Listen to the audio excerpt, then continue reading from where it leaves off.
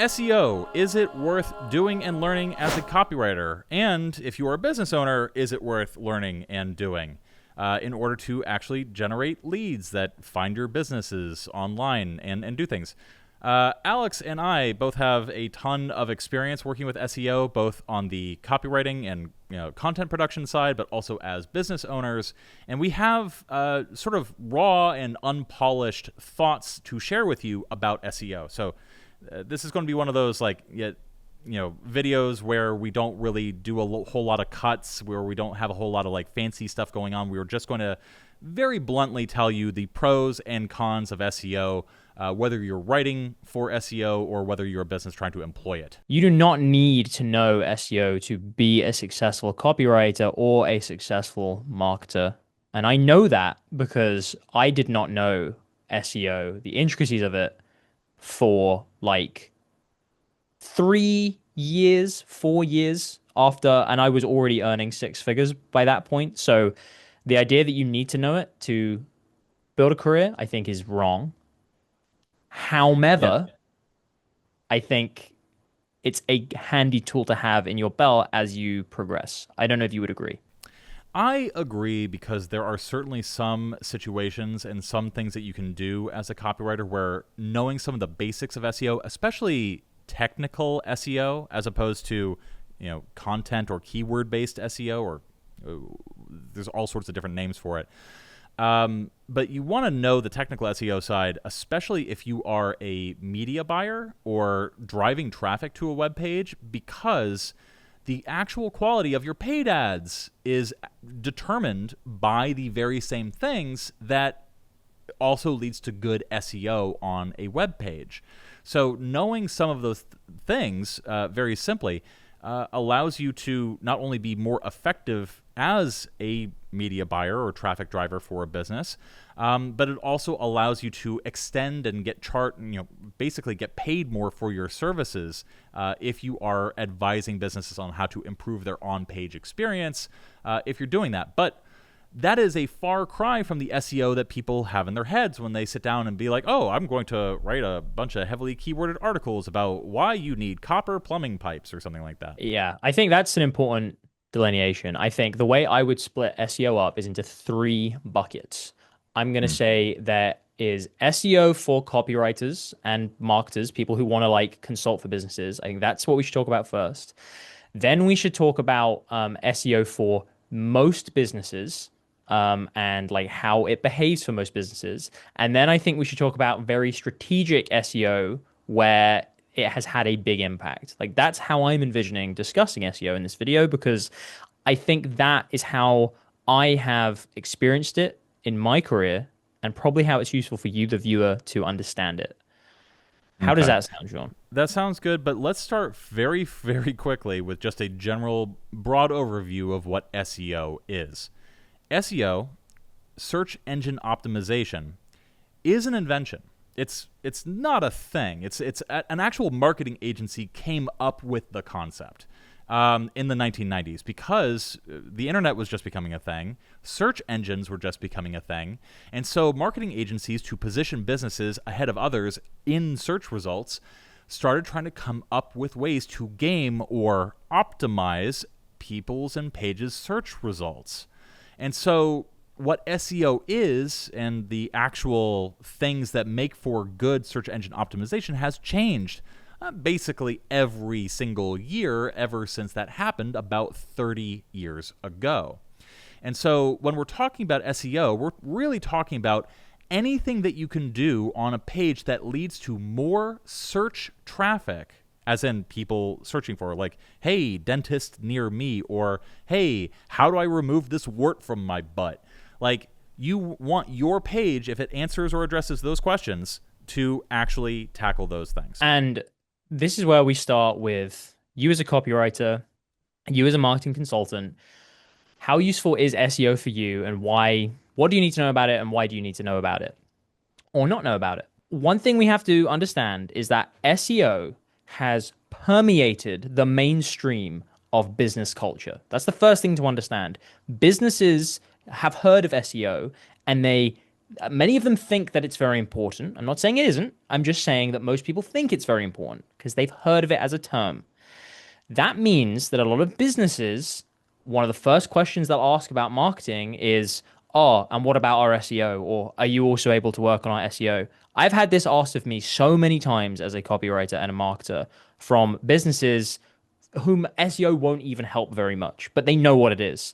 And I think that's why it's important to know it as a copywriter, because you will get instances where if you can say, yeah, I understand SEO, yeah, I can help you optimize that. That's a tick box for people, and they'll be like, okay, amazing. They won't even know if their SEO is good or not. They won't even know if the results are coming in or not. It's just one of the things they've heard of, and they feel like they need to say, can you do this for us? So as a copywriter, you do not need to know SEO to get jobs. There are obviously many other copywriting tasks and marketing tasks. One of the first things I started as was a content writer. That was like one of the first things I ever started with. And they were for SEO articles, but I had no idea what that really meant. All I knew is, oh, I'm just going to write some information in a helpful way. And just so happens that Google rewards people who write things in helpful ways, so I happen to do okay with it. But I never went out and said that I am an SEO copywriter. And that is an important point. And that's the crux of it. That I think some people label themselves as an SEO copywriter. And actually, I don't think in the modern day you can really be an SEO copywriter because nobody knows what Google's algorithm is doing.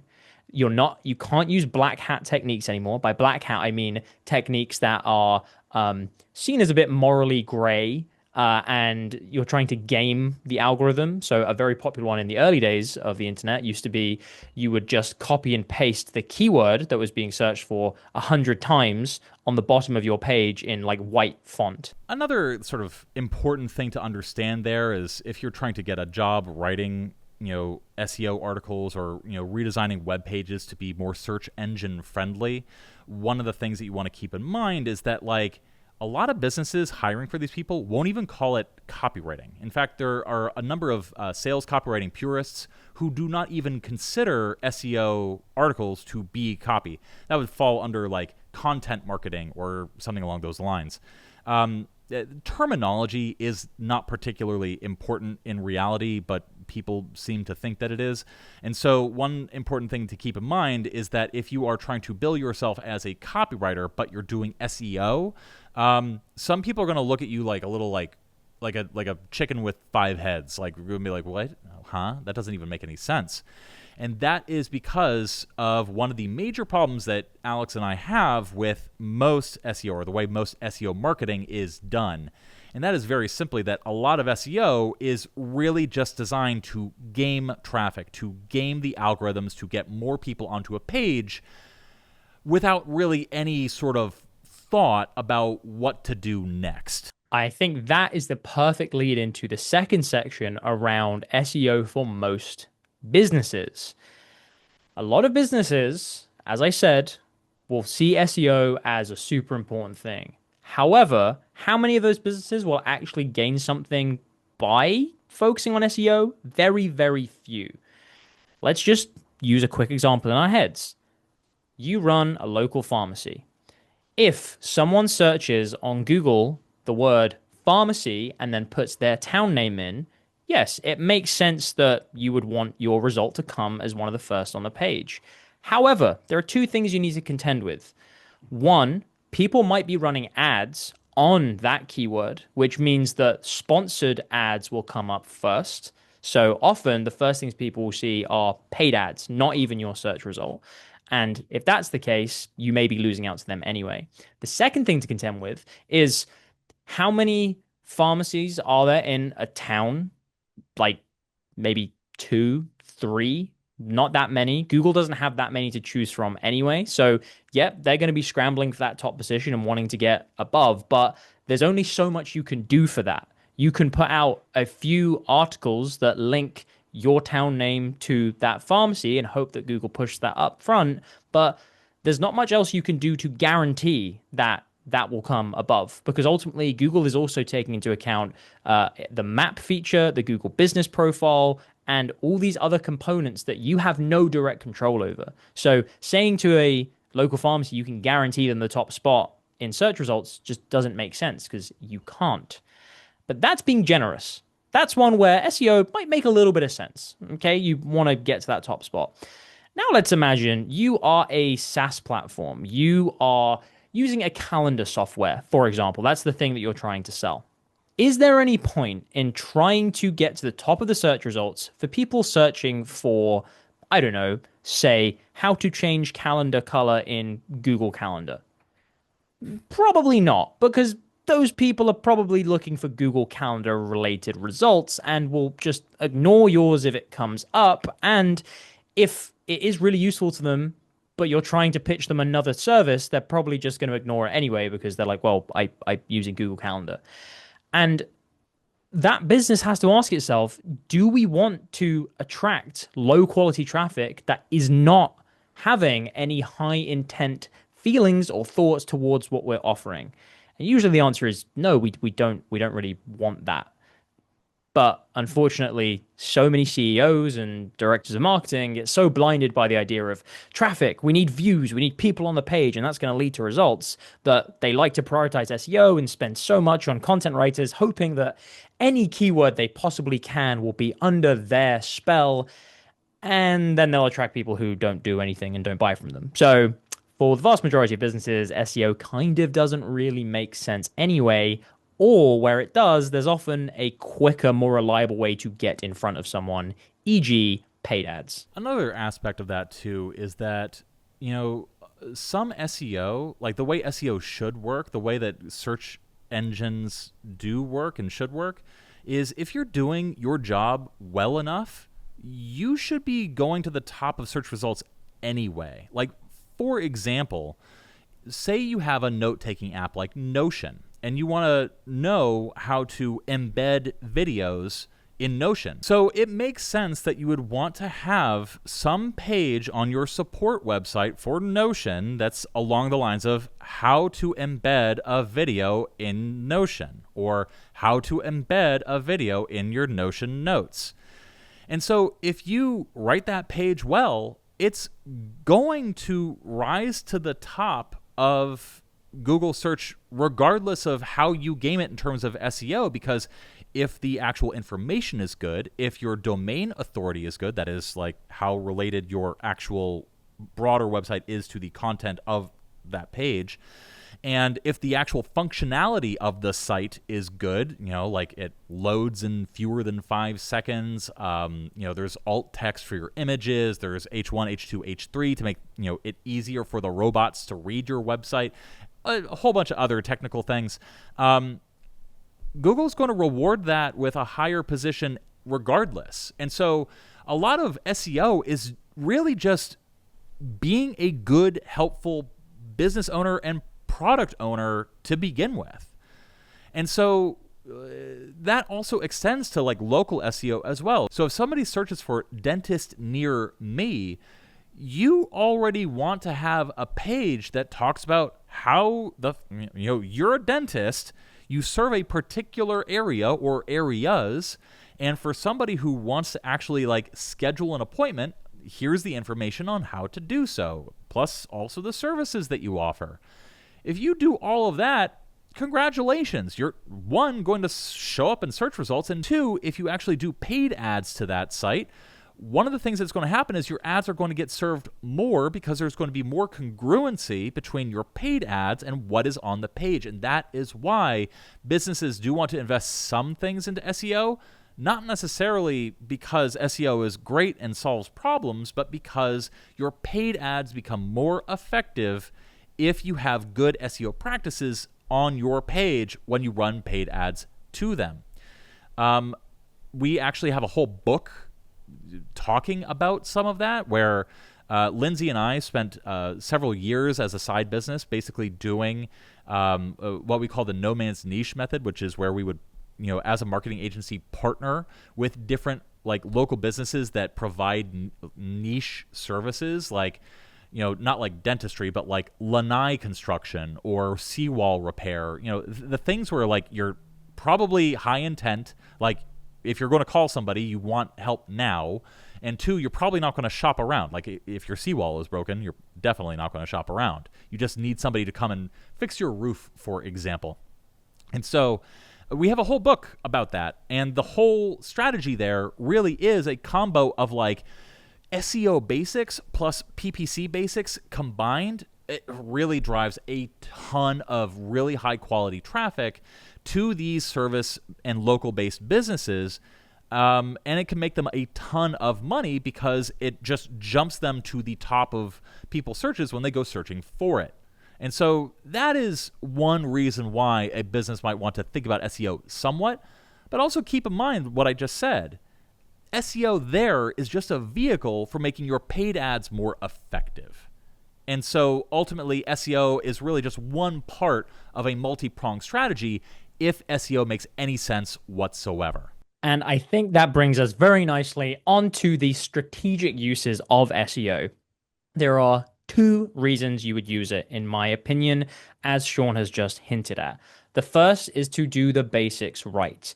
Yes, there are many businesses, in fact, I would say almost every business, where you should probably have the basics of SEO right, because you don't want Google to penalize you when people are searching for things that might lead to your website. So go through the site, make sure that your H1 and H2 and H3 tags are logged correctly. By the way, this is really basic stuff that we don't need to teach you in this video. You can just Google basics of SEO and find... Somebody has already SEO'd everything that we're talking about. Exactly. So just go do that, right? You don't need to listen to us for that. But H1, H2, H3 tags, having alt text, make sure the loading speed is good, making sure that there is a image that makes sense on the page, which is not blocking people from reading text or having a bad, or it's making people have a bad user experience. Make sure you've got all that basic stuff down on the website. Nice. It's good to have that because Google is going to reward you for it.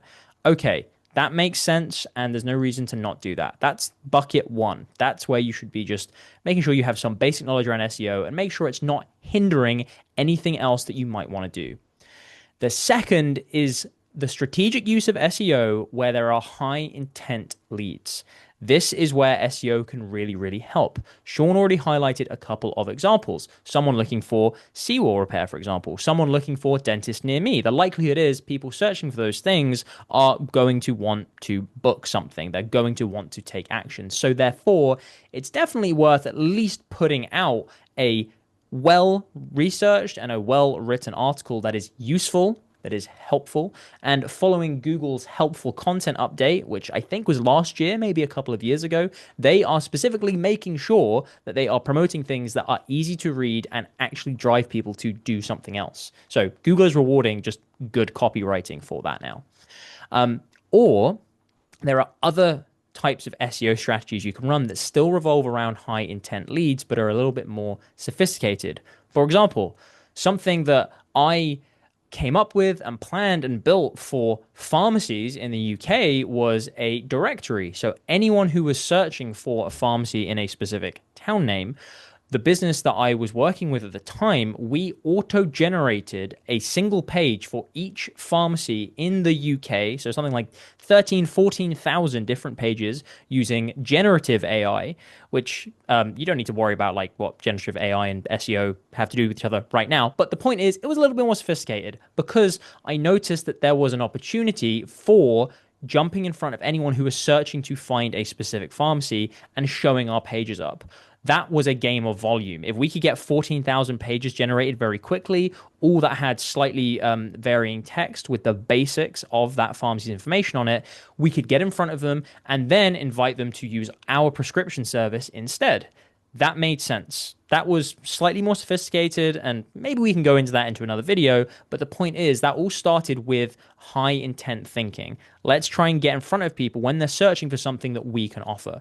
I wasn't just sat there thinking, hey, how can we get the most number of views on our page as possible? Because if I was thinking about that, then I would just be hiring loads of teams to write really, really low competition articles about things that didn't actually relate to what we could offer at all. But, you know, they're easy to get people to read because they're helpful, but they don't really benefit our businesses in any way. So that's what you need to think. Can you do the basics of SEO well for a website, for a business? And can you implement a strategy that is taking advantage of high intent leads, high intent searches online? And I think an important thing that you want to take away from the implications of what Alex was saying was that for an effective SEO, like an army of content writers, like that sort of strategy to work, you need to be pumping out a ton of content, which means that you need a ton of writers, often using a ton of AI, to pump out that content. And so one of the things that you want to keep in mind if you're a copywriter or a marketer doing SEO is that SEO writing is a slog. It is not pleasant to do. It is boring.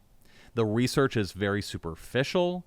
It's one of those kinds of copywriting jobs where the moment that an AI can do it better, at least on the content production side, that job's going to get replaced. You know, like, you really don't need like an army of 5 humans like making articles around every keyword like that's tangentially related to, like, you know, how to remove an ingrown toenail. You know, like, that's a job that AI can probably do better than a human.